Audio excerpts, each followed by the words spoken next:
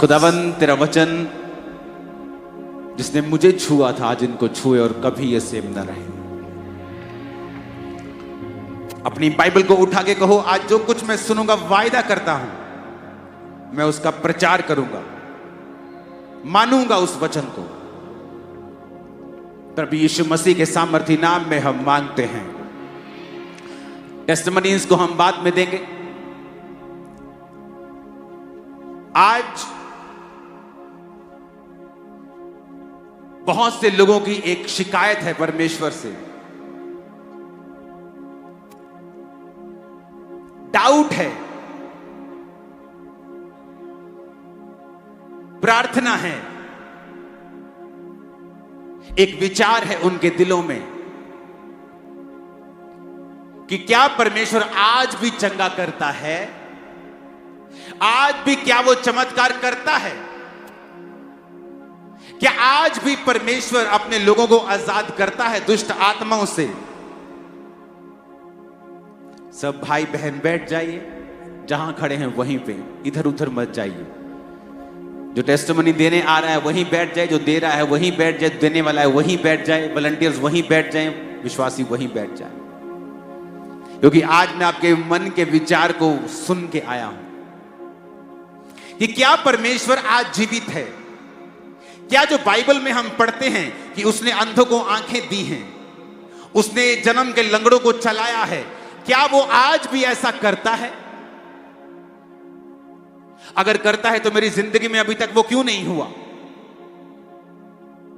क्योंकि वचन ये कहता है कि परमेश्वर जब सूखे हाथ वाले व्यक्ति के पास गया और यीशु मसीह ने उससे कहा, सूखे हाथ वाले व्यक्ति से, कि अपना हाथ बढ़ा, और वचन कहता है सूखे हाथ वाले व्यक्ति ने जब अपना हाथ बढ़ाने की कोशिश की तो वो बढ़ा पाया और उसका सूखा हाथ चंगा हो गया।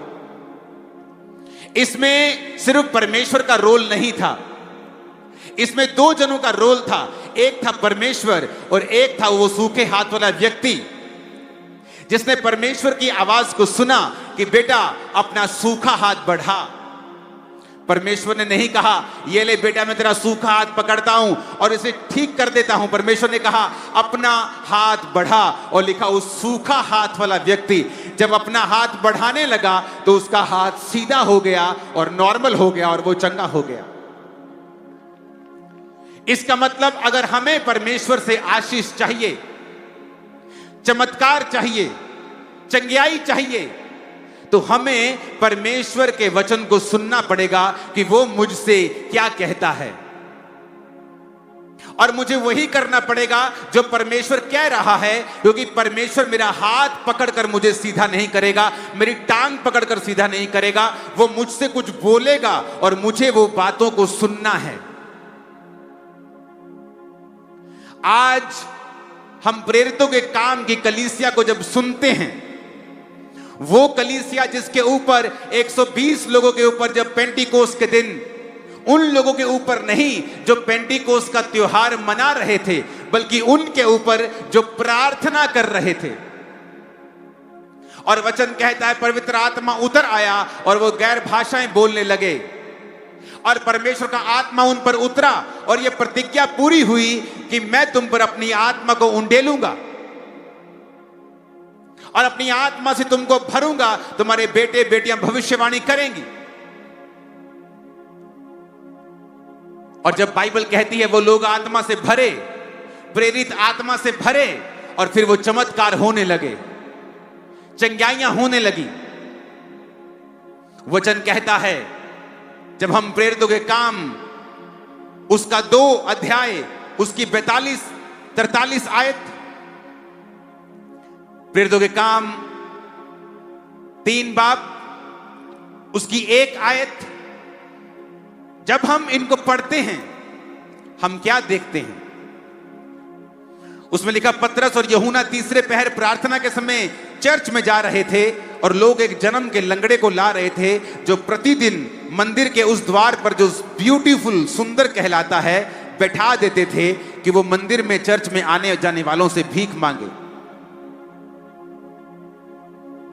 यहां पर हम देखते हैं प्रेरितों के कामों में, इस पुस्तक में जिसकी शुरुआत तो है, पर इस पुस्तक का कहीं भी अंत नहीं मिलता है, क्योंकि परमेश्वर नहीं चाहता था कि प्रेरितों के काम की पुस्तक का अंत हो, क्योंकि वचन कहता है वो आज भी चाहता है प्रेरितों के कामों की पुस्तक, वो लंगड़ों का चलना, वो अंधों का देखना, वो मुर्दों का जिलाना, वो आज भी हमारे जमाने में हो। लेकिन परमेश्वर जो चाहता है वो पूरा कैसे होगा? वचन क्या कहता है? वचन कहता है कि उस जमाने में प्रेरितों के काम की कलीसिया में लंगड़े चलते थे, लेकिन उस लंगड़े को वो ऐसे उठा के, ऐसे क्रिपल लंगड़े को उस ब्यूटीफुल गेट के द्वार के पास बिठा देते थे और फिर वो आने वाले जाने वालों से भीख मांगता था।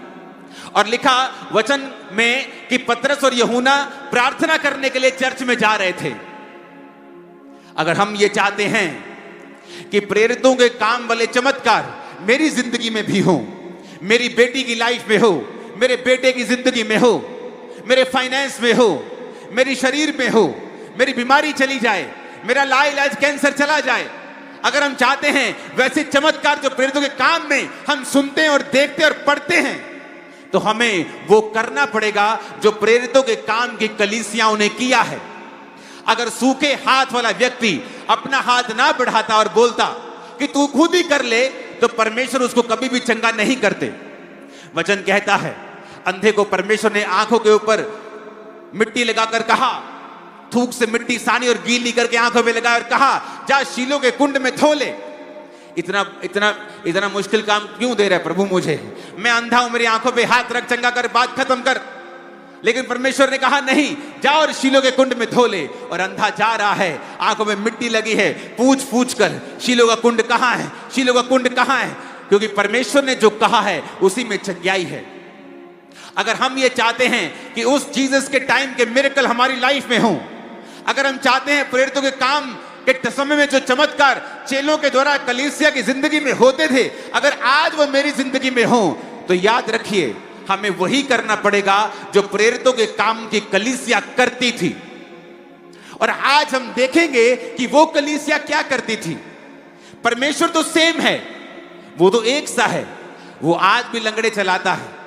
आज भी मैंने अपने मिनिस्ट्री में, अपने क्रूसेड्स पे 1 नहीं 2 नहीं 10 नहीं अनगिनत लंगड़ों को चलते देखा है, जिनके के पास सरकारी सर्टिफिकेट है कि ये डिसेबल्ड हैं, ये चल नहीं सकते, सरकारी सर्टिफिकेट है। और उन लंगड़ों को मैंने मीटिंग में चलते हुए देखा है, मंदबुद्धि बच्चों को हील होते हुए देखा है, रोगियों को चंगा होते हुए देखा है, रसौलियों को शरेआम निकलते हुए देखा है। प्रभु तो एक सा ही है, वो कभी बदलता नहीं, वो कल आज और कल युगानुयुग एक सा रहने वाला परमेश्वर है। लेकिन कलीसिया बदल गई है, कलीसिया एक जैसी नहीं है। आज हम प्रेरितों के काम वाली कलीसिया नहीं है, इसीलिए परमेश्वर वचन कहता है एक जगह गया और एक जगह जाकर उनके अविश्वास को देखा, और जब उनके अविश्वास को देखा तो वचन कहता है परमेश्वर वहां पर ज्यादा सामर्थ के काम नहीं कर सका। कौन नहीं कर सका? खुद यीशु वहां पर ज्यादा सामर्थ्य काम नहीं कर सका उनके अविश्वास के कारण। और लिखा फिर थोड़े से बीमारों पर हाथ रखा और उन्हें चंगा किया। बाइबल कहती है प्रभु यीशु मसीह शमौन कोढ़ी के घर में गए और वहां पर एक पापी औरत आकर परमेश्वर के पांव के ऊपर इत्र मलती है, अपने बालों से पोंछती है, और परमेश्वर कहते हैं जा तेरे पाप माफ हुए, अब फिर से गुनाह में मत जाना। और शमौन कोढ़ी सोचता है अगर ये भविष्यद्वक्ता होता तो क्या ना जानता ये औरत जो उसको छू रही है कैसी पापी औरत है। एक व्यक्ति जो कोढ़ी था, और वचन अब भी उसे कह रहा है शमौन कोढ़ी।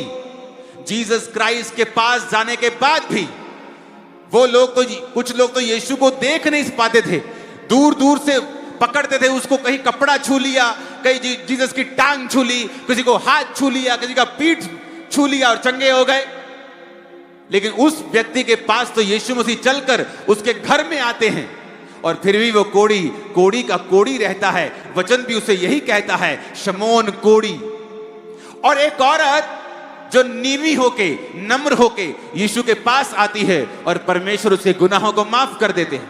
इसका मतलब जरूरी नहीं आप मसीह में हैं तो आप चंगे होंगे।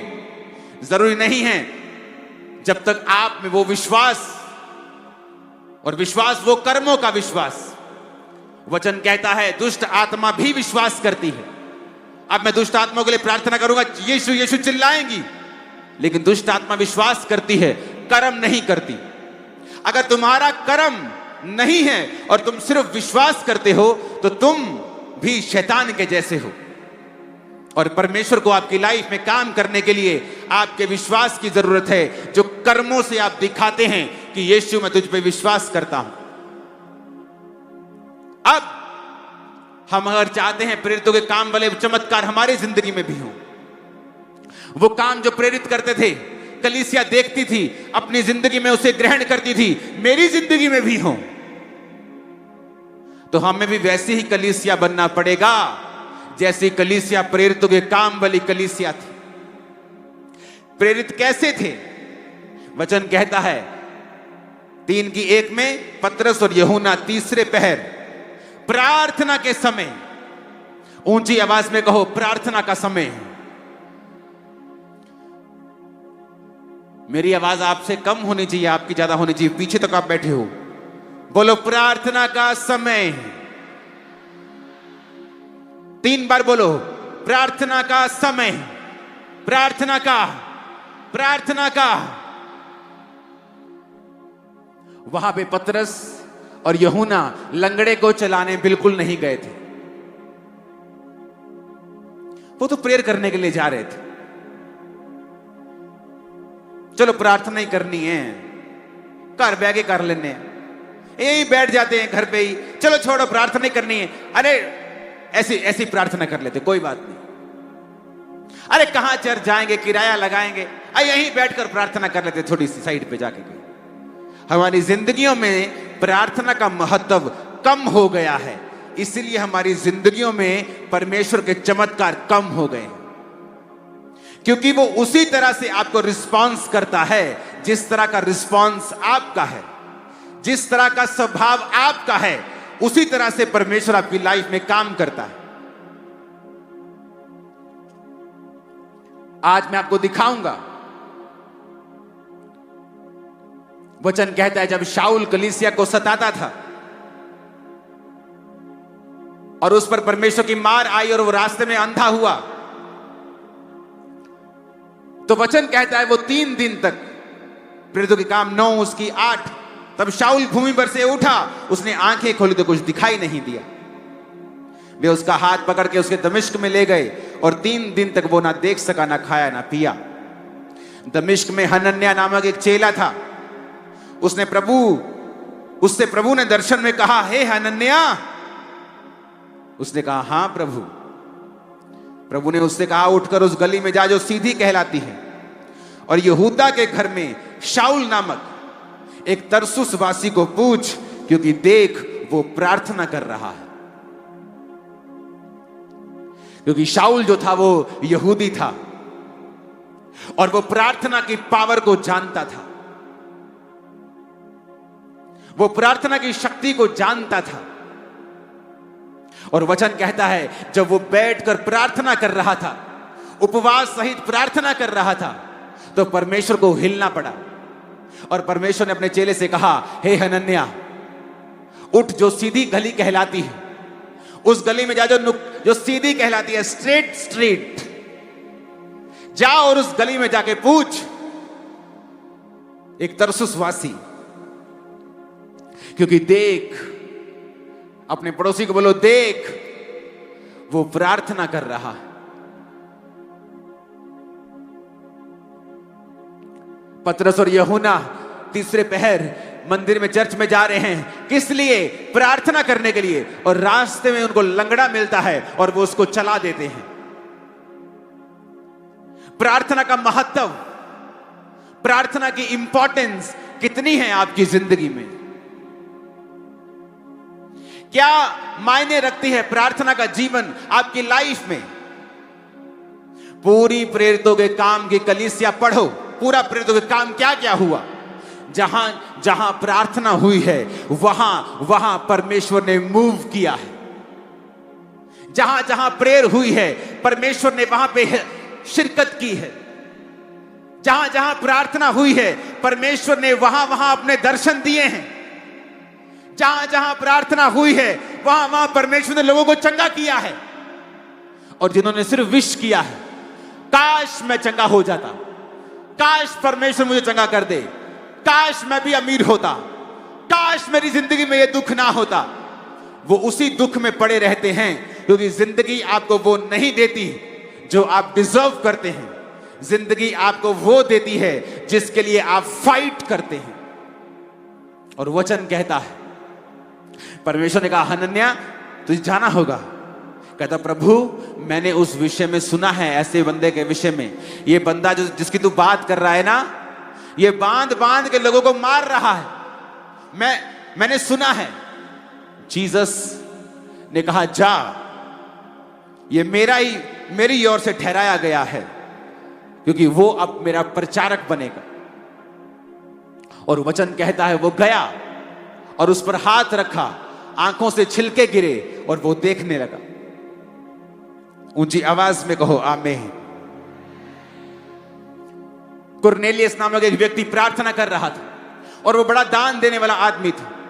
जब प्रार्थना कर रहा था तो दूत उसके सामने खड़ा हो गया कि जा और फलाने फलाने शहर में एक चमड़े का धंधा करने वाला व्यक्ति है, उसके पास पतरस आया है, उसको बुलवा ले।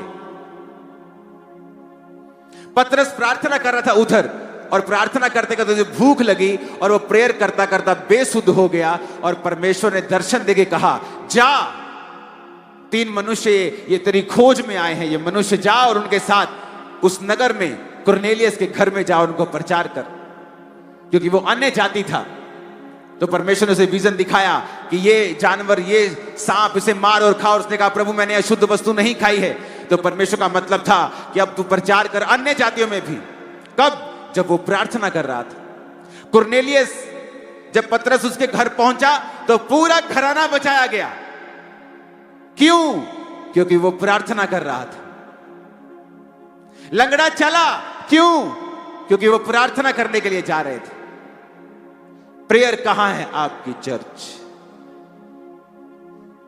क्या आप नहीं जानते, अगर आप प्रार्थना नहीं करेंगे परमेश्वर मूव नहीं करेगा। अगर आप प्रेयरलेस हैं तो आप परमेश्वर से दूर हैं। अगर आप सिर्फ विश करते हैं, आस रखते हैं, तो आप में एक बहुत बड़ी कमी है।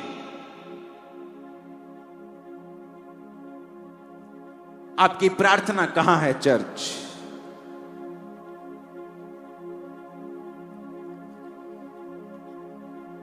वो जो बोले बंधन खोले, जकड़े छूटे, वो जो बोले, वो जो बोले बंधन खोले, जकड़े छूटे, वो जो छूले। ऊंची आवाज में कहो थैंक यू जीसस। बाइबल कहती है परमेश्वर के चेले याकूब को पकड़ लिया और तलवार से मार दिया। और जिसने मारा वो देखा उसने कि पब्लिक खुश हो गई। उसने कहा पब्लिक खुश हो गई है, पॉलिटिकली फायदा होगा, दूसरे चेले को भी पकड़ लो। और लिखा उन्होंने पतरस को पकड़ लिया कि अब इसको मारेंगे और इसको सजा देंगे और लोग खुश हो जाएंगे। और कलीसिया को अपनी गलती याद आई। उन्हें लगता था कि हम सिर्फ प्रार्थना करवाने के लिए हैं।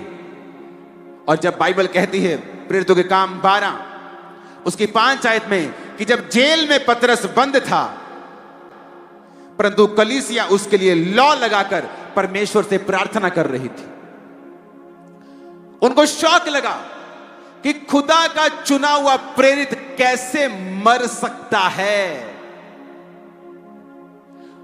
वो याकूब तो कल लंगड़े चला रहा था, ये तो कल अंधों को आंखें दे रहा था, ये मर कैसे सकता है? परमेश्वर की आत्मा ने गलती याद करवाई कि तुमने प्रार्थना नहीं की। वो प्रार्थना में बैठ गए और कहा, प्रभु पतरस को बचा। और वचन कहता है परमेश्वर ने दूत भेजे। जिस जेल में पतरस था वो जेल हिल गई, बंधन खुल गए और पतरस को परमेश्वर के दूत उस जेल से बाहर निकाल के लेके आए बिना किसी व्यक्ति के। पतरस वापिस आया, कुंडा खड़काया जहां वो सब प्रार्थना कर रहे थे। औरत आई, देखा और वो देख के शॉक हो गई, पतरस कैसे आ सकता है, ये जेल से बाहर कैसे आ गया? ये अंदर गई भागी भागी, कहती क्या हुआ क्या हुआ? बाहर पतरस का शायद दूत खड़ा है। वो पतरस तो नहीं आ सकता, जेल में कौन, किसी की हिम्मत है जेल तोड़ने की? पर कलीसिया प्रार्थना कर रही थी। शैतान लड़ेगा आपसे जिस दिन आप प्रार्थना करने लगे। वो फाइट करता है जब आप प्रार्थना करते हैं। व्हाट्सएप याद आएगा, दुख याद आएंगे, मेंटल चीजें याद आएंगी, नेगेटिव चीजें याद आएंगी। टीवी का सर्वश्रेष्ठ आपका मनपसंद प्रोग्राम आपको याद आ जाएगा। आपका परम मित्र आपको फोन कर देगा, आपको व्यभिचार की बातें याद आएंगी। क्यों? क्योंकि शैतान जानता है जिस दिन आप प्रार्थना करेंगे स्वर्ग मूव करेगा आपके लिए। जिस दिन आप प्रार्थना में बैठ जाएंगे, वो शैतान जानता है। शैतान तो जानता है, पर कलीसिया मूर्ख की तरह बिहेव करती है कई बार और प्रार्थना नहीं करती, और फिर भी एक्सपेक्ट करती है कि परमेश्वर मेरी जिंदगी में चमत्कार करे। परमेश्वर कैसे करेगा? उसने दुनिया में रूल बनाया है। धरती का एक रूल है, जब तक आप परमेश्वर को इनवाइट नहीं करेंगे, आपके नाम पर जो रजिस्ट्री धरती की है वो उस रजिस्ट्री जो आपके नाम हो गई है, जैसे आप किसी अपने मित्र को एक घर भेंट कर दें कि चल मेरे पास 5 घर हैं, एक घर में तुझे भेंट करता हूं। आप वो परम मित्र अगर जेंटलमैन होगा तो फिर आकर हर 2 महीने में नहीं कहेगा मेरा घर ठीक है ना, जो मैंने तुम्हें दिया था ठीक है ना। अपने आप नहीं आएगा उस घर में, क्योंकि वो जेंटलमैन है। अगर उसका बर्थडे है वो वेट करेगा कि वो उसको इनवाइट करे, क्योंकि वो जेंटलमैन है। परमेश्वर को जानता है आपकी जिंदगी में क्या चाहिए, आप जिंदगी में किस सिचुएशन से होकर गुजर रहे हैं, आपके दुखों को, आपकी बीमारियों को वो जानता है। लेकिन वो आशा रखता है कि आप उससे कहें, प्रार्थना करें कि प्रभु मेरी जिंदगी में आए और ये फलाना फलाना काम मेरी जिंदगी में करें। हालेलुया! ऊंची आवाज में कहे हालेलुया!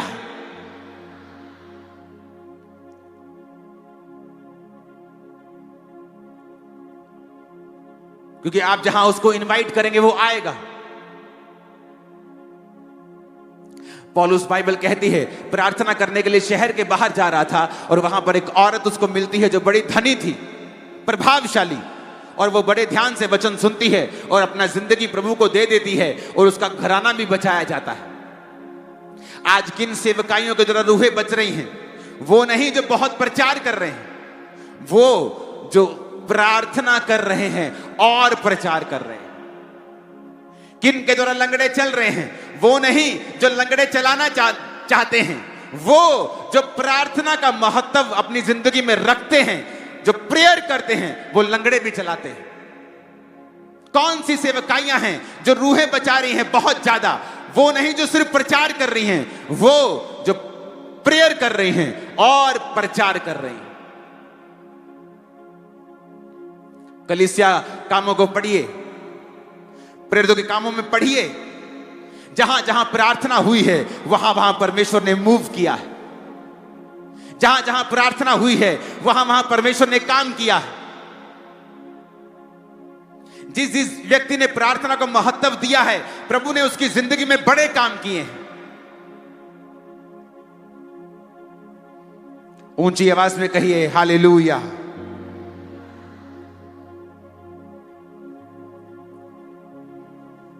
प्रेरितों के काम 13 उसके 2 में लिखा है, जब वो उपवास सहित प्रभु की उपासना कर रहे थे तो पवित्र आत्मा ने कहा, मेरे लिए बरनबास और शाऊल को उस काम के लिए अलग करो जिसके लिए मैंने उन्हें बुलाया है। सब कहो आमीन।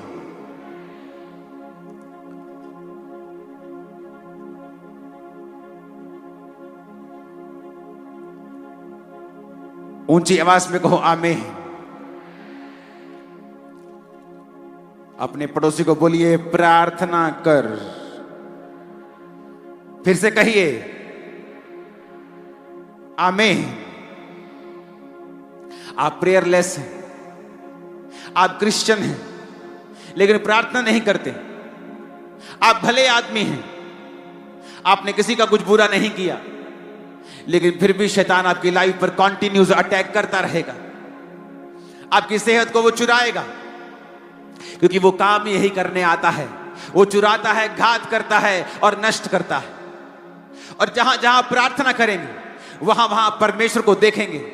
जब जब आप प्रार्थना करेंगे आप परमेश्वर को मूव करता हुआ देखेंगे, अपनी लाइफ में, अपनी सेवकाई में, अपने फाइनेंस में। मेरी चर्च के बिलीवर्स रोज रात को 8 बजे प्रार्थना पहाड़ की प्रार्थना करते हैं 9:30 तक। ये 1.5 घंटा मैंने कहा उनको प्रार्थना करना जरूरी है, ताकि कम से कम 1.5 घंटा तुम्हारा ये परमेश्वर में चला जाए। सुबह उठो 45 मिनट पर्सनल प्रार्थना करो। रात को सोते वक्त बाइबल पढ़ो और छोटी सी प्रार्थना करो। तुम्हारी जिंदगी में प्रार्थना की कमी खत्म हो जाएगी। और जब आपको प्रार्थना करना आ जाएगा, क्योंकि उसके लिए शब्दों की जरूरत नहीं होती, आप अपने बाप के पास जब बैठते हैं तो अच्छे शब्दों के साथ नहीं बैठते कि आज मुझे मम्मा से मिलना है, डैडी से मिलना है, क्या बोलूंगा। आप कभी सोचते हैं क्या? कभी नहीं। आप बैठ जाते हैं, जस्ट बैठ जाते हैं। कोई उधर की बात, उधर की बात, उधर की बात, बातें शुरू हो जाती हैं। ऐसा ही परमेश्वर आपका प्रेमी पिता है। जब आप उसकी हुजूरी में बैठ जाते हैं, धन्यवाद करते हैं, उसकी प्रेजेंस में रहते हैं, रोज उससे मिलने के लिए आते हैं, रोज प्रार्थना करते हैं, फिर वो देख नहीं पाएगा आप बंधनों में है तो वो तोड़ेगा उसको। बीमारी के बंधन को तोड़ेगा, बांझपन के बंधन को तोड़ेगा, गरीबी के बंधन को तोड़ेगा, श्रापों को तोड़ेगा, बीमारी को तोड़ेगा, गरीबी के श्रापों को तोड़ेगा वो। जब आप मूव करेंगे प्रेयर, प्रभु प्रेरितों के काम वाले मिरेकल तू मेरी लाइफ में क्यों नहीं करता? प्रभु कहता तू प्रेरितों के काम वाली प्रार्थना क्यों नहीं करता? वो चर्च में संडे गोअर्स नहीं थे, सिर्फ संडे चर्च नहीं जाते थे, रोज संगति करते थे। सिर्फ टाइथ नहीं बोते थे, अपना सब कुछ परमेश्वर के पांव में रख देते थे। गरीब नहीं रह गए वो। अगर एक ने घर दे दिया अपना, तो परमेश्वर ने उसको दुगना दिया, तिगना दिया। वो ब्लेस भी होते जा रहे थे, प्रार्थना में बढ़ते भी जा रहे थे, और एक एक दिन में 5-5 हजार बपतिस्मा होते थे, क्योंकि वो प्रेरित प्रार्थना करने वाले थे। वो कलीसिया प्रार्थना करने वाली थी। सेवकाई बढ़ गई, मुश्किलें आई, एडमिनिस्ट्रेशन आगे बोलता है, ये लोग कंप्लेंट कर रहे हैं कि आप हमारी विधवाओं की सुधि नहीं लेते। उन्होंने कहा हम अगर लंगर खिलाएंगे तो प्रार्थना कौन करेगा? उन्होंने कहा 7 मनुष्य चुन लो जो आत्मा से भरपूर हों, वो लंगर खिलाएंगे, लेकिन हम प्रार्थना और वचन की सेवकाई में लगे रहेंगे। प्रेरितों को मालूम था अगर हम एडमिनिस्ट्रेशन में बिजी हो गए, सिर्फ लोगों से मिलने में बिजी हो गए, उनकी जरूरतों में बिजी हो गए, तो प्रार्थना अगर खत्म हो गई तो समझो सारी सेवकाई खत्म हो गई।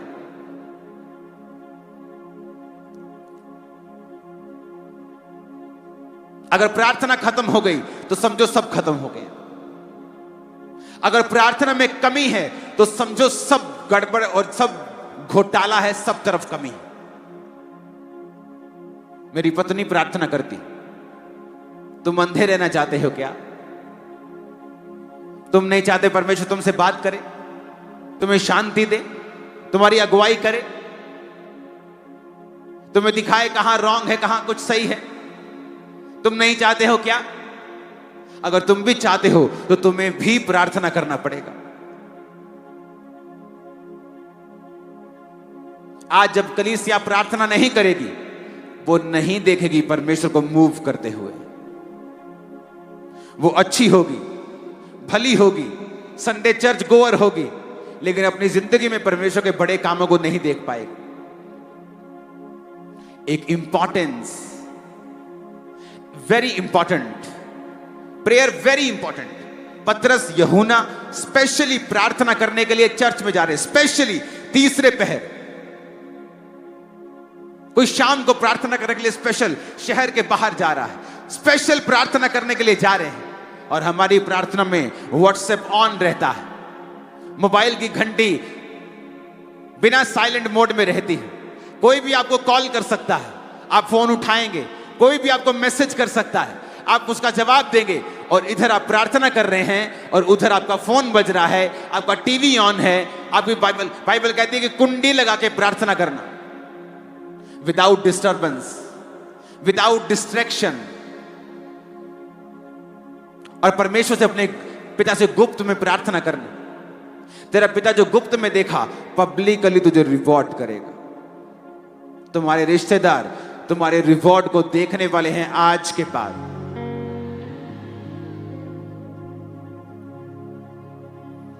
ऊंची आवाज में कहो हालेलुया, ऊंची आवाज में कहो हालेलुया। अगर आप प्रार्थना नहीं करते हैं तो समझिए परमेश्वर मूव नहीं करेगा। मूसा के दोनों हाथ ऊपर तो अमालेकी हारते थे, मूसा के हाथ थकते थे और वो नीचे आता था तो इजराइल हारता था। आप चाहे चुने हुए हैं, प्रभु ने आपको शैतान के चंगुल से निकाला है, आपने मिरेकल्स देखे हैं, लेकिन अगर ये हाथ नीचे रहेंगे तो हार पक्की है, चाहे हम जितने मर्जी अच्छे क्रिश्चियन और बुलाहट के साथ बुलाए गए क्यों ना हो। वचन ऐसा कहता है, मैं नहीं कहता। फिर आप देखेंगे शैतान आपके दिमाग पर कब्जा कर रहा है, बोझ दे रहा है आपको, फाइनेंशियली, फिजिकल, सब तरफ से बोझ आपको फील हो रहा है। जिंदगी बोझ लग रही है, काम बोझ लग रहा है, सेवकाई बोझ लग रही है। एक दिन सुबह मैं उठा और पवित्र आत्मा ने मुझसे कहा, डैनियल। मैं डैनियल नहीं पढ़ रहा था, मैं पुराना नियम नहीं पढ़ रहा था, लेकिन प्रभु का आत्मा मुझसे कहा, जिस तरह डैनियल 3 बार प्रार्थना करने के लिए जाता था मेरे सामने, उसी तरह तू भी करेगा।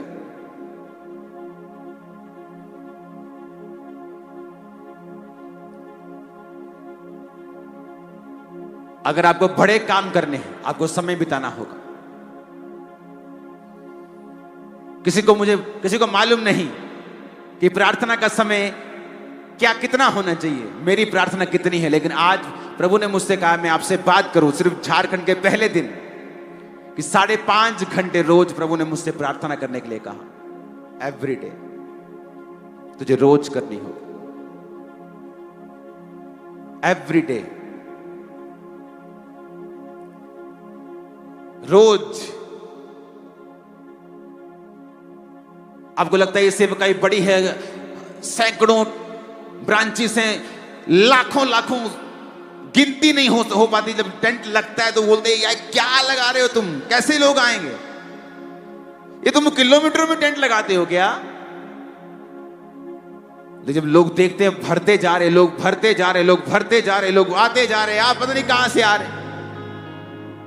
आपको लगता है कि बहुत इस पे हमने करोड़ों खर्चा किया इसकी एडवर्टाइजमेंट पे, नहीं। प्रेयर्स वो करती है जो आपका पैसा नहीं कर सकता। वो आपके हृदय में डालता है परमेश्वर, जब प्रार्थना होती है वो आपके हृदय में डालता है, चल क्रूसेड पे, चल मीटिंग में।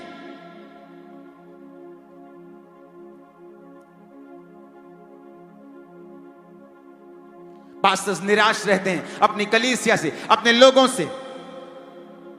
परमेश्वर आपको तब तक निराश करेगा जब तक आप खुद घुटने नहीं टेक लेते, रोज घंटों घंटों।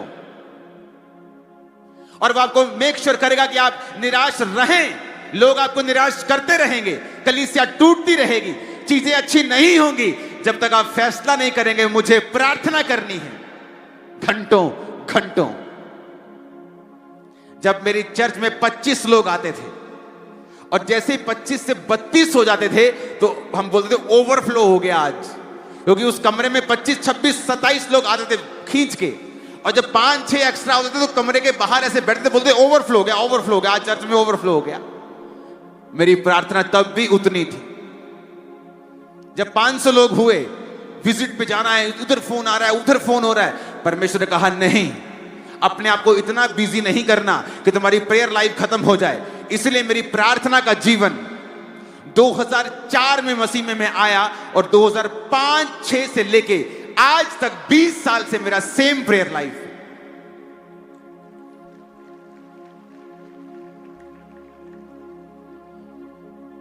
इसलिए सेवकाई, इसकी हजारों सैकड़ों ब्रांचेस, काम, क्रूसेड्स, मीटिंग्स, 7 लाख मेंबर्स, बिना किसी स्ट्रेस के हम चलते हैं। सेवकाई का कोई स्ट्रेस हमारी लाइफ पे नहीं। और लोग पूछते हैं कैसे? Prayers, only prayers, only prayers. कोई बुद्धि नहीं है, कोई ताकत नहीं है, कोई बल नहीं है, सिर्फ प्रार्थना। अपने पिता के सामने बैठ जाओ रोज रोज रोज, और जिंदगी बदलेगी ना बदलेगी तो बोल देना मेरे को, बदलेगी जिंदगी। जब मेरी जिंदगी में प्रभु ने बड़े काम करने थे, उस समय मेरी प्रार्थना के बाद दिन में 7 घंटे भी होती थी। मेरी टीम को मालूम होता था, मैं आता था ये प्रार्थना करते 3-4 घंटे में खिसकना शुरू होते थे कि मेरा 4 घंटे 3 घंटे हो गया, मैं चला, तू बैठ जा। इशारे करते एक दूसरे को, तू बैठ जा, मैं निकलने वाला हूं, तू हारमोनियम पकड़, मैं निकल रहा हूं, तू पकड़, मैं निकल रहा हूं। और मैं बैठा रहता था रोज, बिना किसी विषय के बैठता रोज रोज रोज।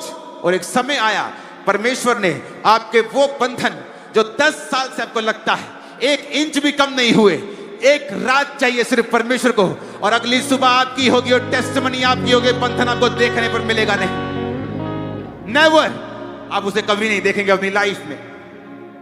Hallelujah, hallelujah, hallelujah. प्रार्थना, प्रेयर्स, प्रेयर्स। मैं प्रोडक्ट हूं प्रार्थना का, प्रार्थना का प्रोडक्ट हूं मैं। प्रेयर्स, प्रेयर्स, प्रेयर्स, प्रेयर्स, प्रार्थनाएं, प्रार्थनाएं, प्रार्थनाएं, प्रार्थनाएं रोज। जब दुखी था तब भी, बीमार था तब भी, नहीं दिल कर रहा था तब भी, सुखी था तब भी, चर्च बड़ी तब भी, लोग बड़े तब भी, लोगों ने विरोध किया तब भी, हर टाइम प्रार्थना। इसलिए हम रिजल्ट भी वही देख रहे हैं, वही प्रेरितों के काम वाले रिजल्ट हमारी लाइफ में हैं, क्योंकि वो लाइफ स्टाइल भी हमने अपनाया है। आप चाहते हो प्रभु काम करे तो प्रेयर्स, कम से कम 2.5 घंटे एक विश्वासी की प्रार्थना होनी चाहिए, कम से कम एक पास्टर की 4 घंटे प्रार्थना होनी चाहिए, क्योंकि आप तभी लोगों को कुछ दे पाएंगे अगर आपके पास कुछ है तो। मेरा गिलास अगर ओवरफ्लो हो रहा है तो मैं आपको पानी पिला पाऊंगा, अगर मेरा ही आधा है तो मैं आपको पिला नहीं सकता। वो मेरी प्यास बुझाएगा, वो पूरी नहीं बुझाएगा। हालेलुया। मेरी प्रार्थना है आज से आप रोज प्रार्थना में बैठेंगे और खुदाबंद बड़े काम करे। खुदा ने जब मुझे फिर भेजा, अगर भेजा यहां पे, मेरी आशा है वो जल्दी भेजे। आप लोग यहां आकर गवाहियां देंगे कि उस मीटिंग के बाद मेरी प्रेयर लाइफ चेंज हुई। जब मेरी प्रेयर लाइफ चेंज हुई, आज मेरी पूरी जिंदगी बदल चुकी है। आप स्टूडेंट हैं, प्रे करो। Housewife, home maker, prayer. Businessman, prayer. Dawood के जैसा कोई राजा जिसको दिन में 10 चीजें करनी है, 10 लोगों से मिलना है, पूरा राज्य संभालना है, और वो कहता है मैं दिन में 7 बार तेरी स्तुति करता हूं। आत्मिक चीजों को पीछे करके हम आगे नहीं बढ़ पाएंगे। आज के बाद घर में जाइए, अपने समय को बांटिए। अगर आप प्रार्थना पहाड़ के साथ नहीं जुड़े हैं तो अपनी प्रार्थना को किसी भी समय अलग कर लीजिए कि ये टाइम मैं प्रार्थना करूंगा। करूंगी। एक पवित्र समय साइड पे रख दीजिए, रोज खुदा से बात कीजिए, रोज उससे मिलिए, रोज उसके साथ बैठकर वर्शिप कीजिए उसकी। मैं आपको दावा करता हूं आपकी जिंदगी आज रात के बाद कभी सेम ना होगी। आमीन। ऊंचाई आशीष हमारी है चर्च। मैंने कहा आमीन, ऊंचाई आशीष हमारी है चर्च। अपने हाथों को उठा लीजिए।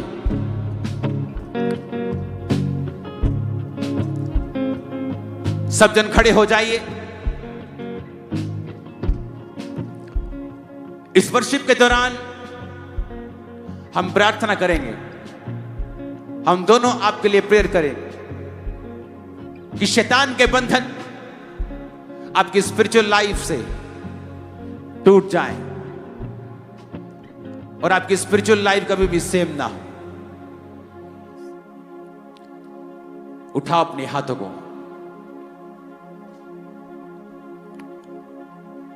खुदा बाप,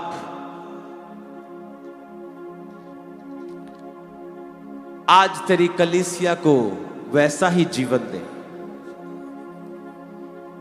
जैसा तूने तब दिया था। पिता, इनकी जिंदगी में प्रार्थना की कमी को आज खत्म कर दे।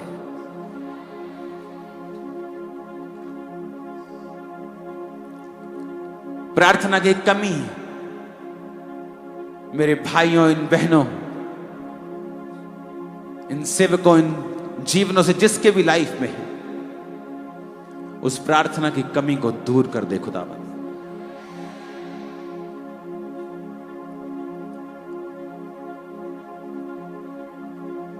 सारी शैतानी आत्माएं जो आपकी स्पिरिचुअल लाइफ के ऊपर अटैक करती हैं, आज उन आत्मा को हम डांटते हैं, आपकी जिंदगी को छोड़ के वो जाती रहे।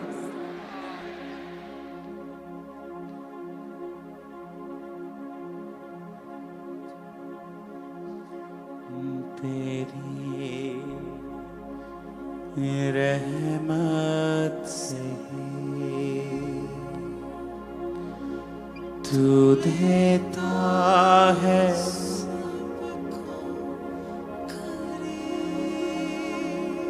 तेरी रहमत से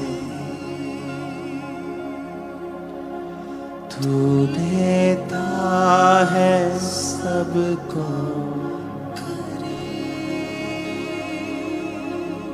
अपने हाथों को उठा के गाएं सब। हजारों जुबानें गाएं, तेरा ही नाम दोहराए, यीशु तू पवित्र है। हो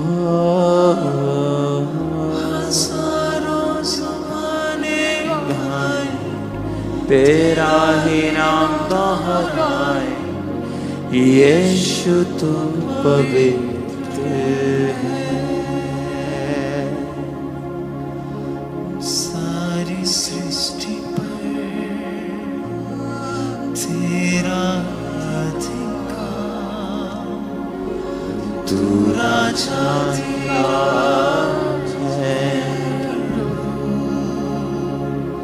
तुझसे है ज़मीन, तुझसे आसमां,